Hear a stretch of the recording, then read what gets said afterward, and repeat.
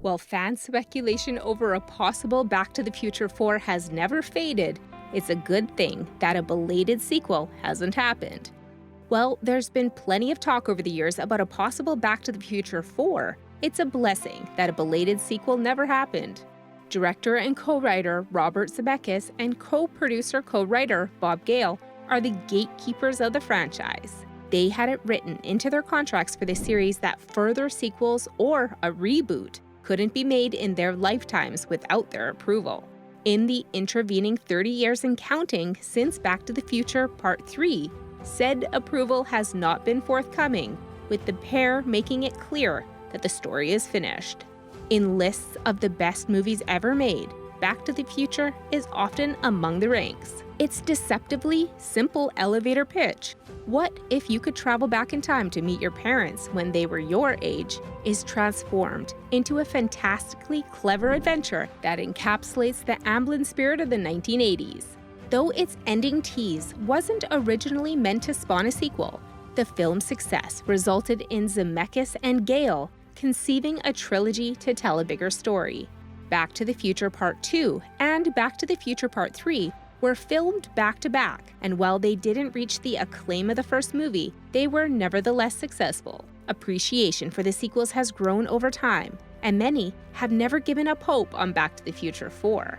Notwithstanding fan demand, Zemeckis and Gale are correct that a fourth movie would be a mistake. The Back to the Future trilogy forms a complete story, with a beginning, middle, and an end. The finale of Back to the Future Part 3 wraps up the adventure perfectly, giving Doc Brown a new life with Clara and Marty having a world of possibilities ahead of him.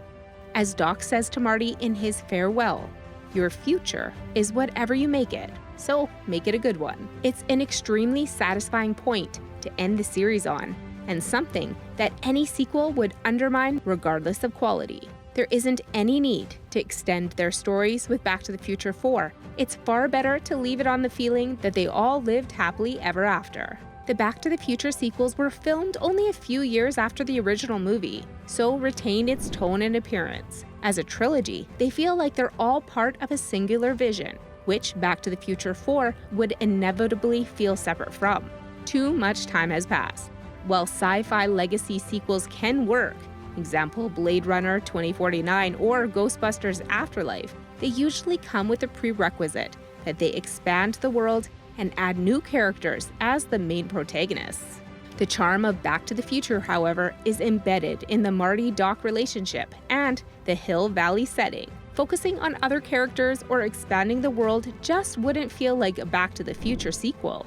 And more of the same would feel superfluous and underwhelming after all of these years of fan expectation.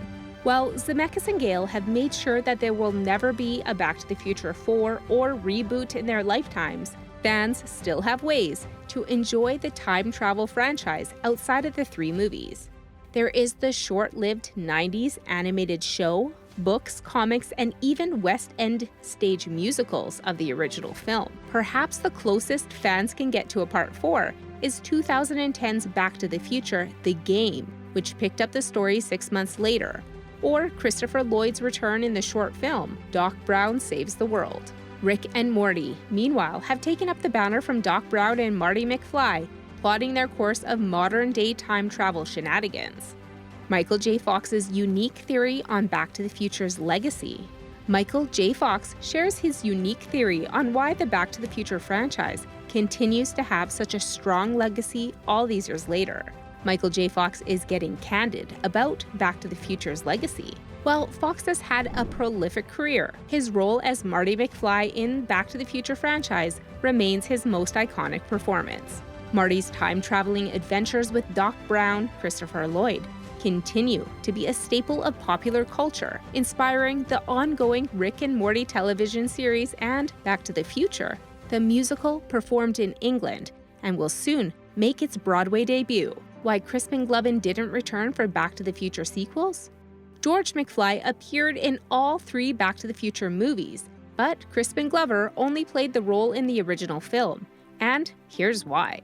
Prior to starring in Robert Zemeckis' time-traveling classic, Glover had mostly appeared in a variety of TV shows in small roles, with his most notable performance being on Friday the 13th, the final chapter. This made Back to the Future a big role for him.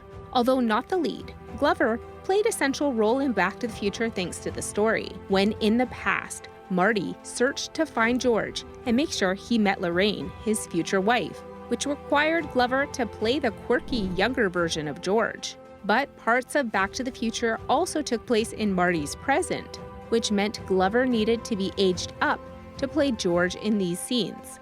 Once Marty secured his parents falling in love, he returned to the present to see that his family's life is significantly better than it was when he left.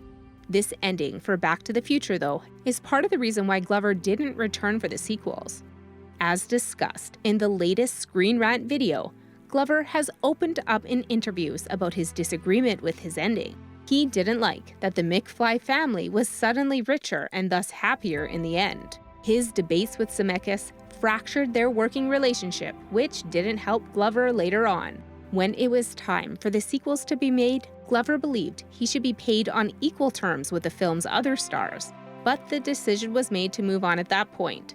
Without Glover, Zemeckis decided to recast the role, but also do something a bit more. Jeffrey Wiseman was selected to play George in the sequels, but Wiseman doesn't look exactly like Glover.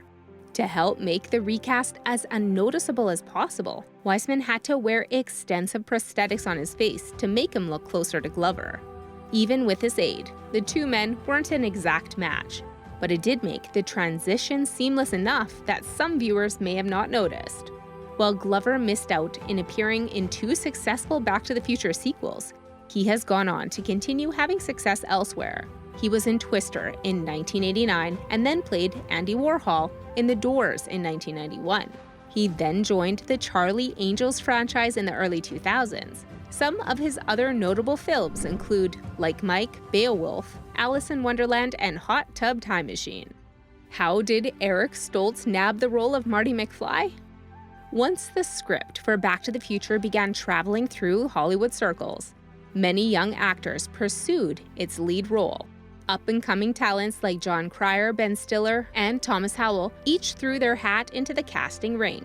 But it was Michael J. Fox at the time, starring in the popular 80s sitcom Family Ties, who caught the attention of the film's director and producers. Due to scheduling conflicts with his hit series, however, Fox lost out on the opportunity. It was at the urging of Universal Pictures executive Sid Sheinberg, who had taken a liking to Eric Stoltz after seeing his performance in Peter Bogdanovich's Mask, that the actor ultimately won the role of Marty McFly. And that's it for today's video, folks. We hope you enjoyed the video. If you did, please give this video a thumbs up and subscribe to our channel for more amazing content. Also, don't forget to comment below and let us know which things impressed you the most. And don't forget to share this video with your friends and family, because they deserve to be shocked too. Thanks so much for watching, and we'll see you at the next one.